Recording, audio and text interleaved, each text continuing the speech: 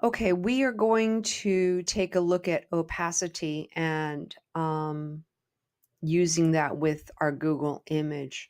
Now, opacity is a CSS attribute, and um, we are applying it to an HTML tag. In this particular case, it's the image tag. Certainly, if this gets confusing, go back and review, particularly here in terms of CSS versus HTML, and what the difference is between the two. Roughly, HTML are the objects or the chunk or the content of your page. Um, and CSS is how it is decorated or how it looks.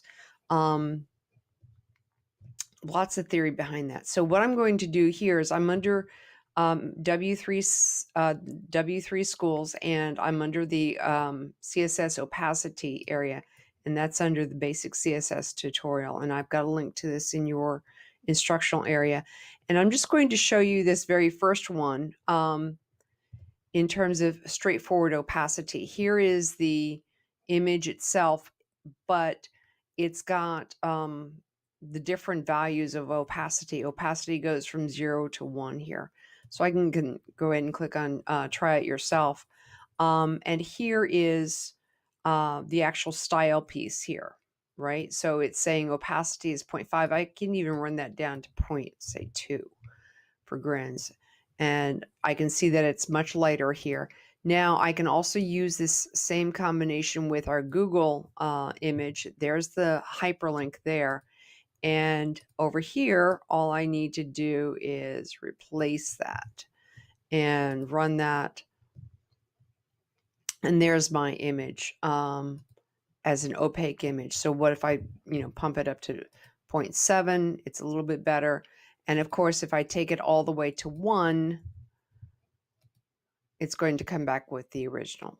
So understanding that concept, I'm going to back out of there, and now I'm going to come back to CSS opacity, and I'm going to come down to this transparent hover effect. And this is kind of fun to play with because it's basically leveraging this content here, saying that the image is going to have an opacity, but when I hover over it, it's going to change its opacity. So I can go ahead and click on try it myself here. And here, notice that they've got some fancier coding in here. There's a filter, and they're doing that because different browsers handle these things differently. And in fact, back in IE8 and earlier, it couldn't deal with opacity. So this was kind of an evolutionary thing where later on it came along as a later piece here. But here's the big difference. All I'm going to do with this particular sample is I'm going to copy our Google image in here. And for the sake of this, I'm not going to use these two other images. I am going to actually just get rid of all of their images and put in my Google image, and there it is.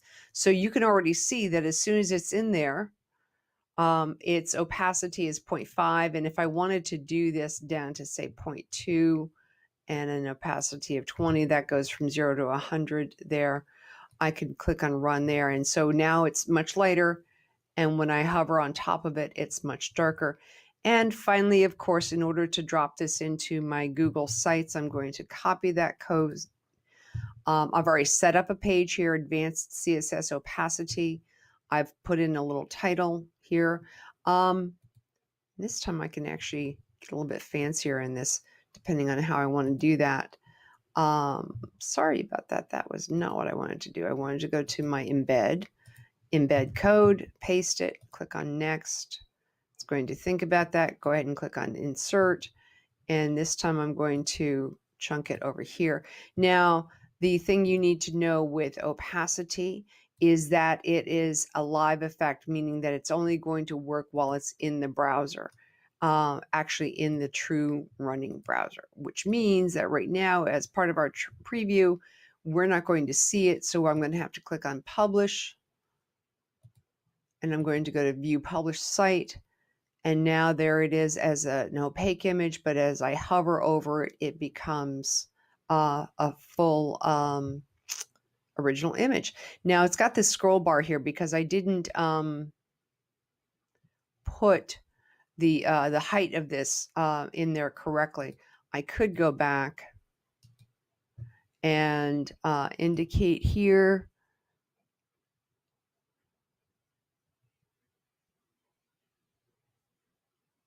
Actually, what I would have to do, I could do this a couple different ways. I'm going to go ahead and change that to 200. I could have put in a div and made that a particular size, and that could have contained the image. But I'm just going to actually change the image size, and that kind of takes care of that nasty scroll bar. So there's my image with a transparency. Go ahead and do that as the first part of this exercise, and I will catch up to you in a moment.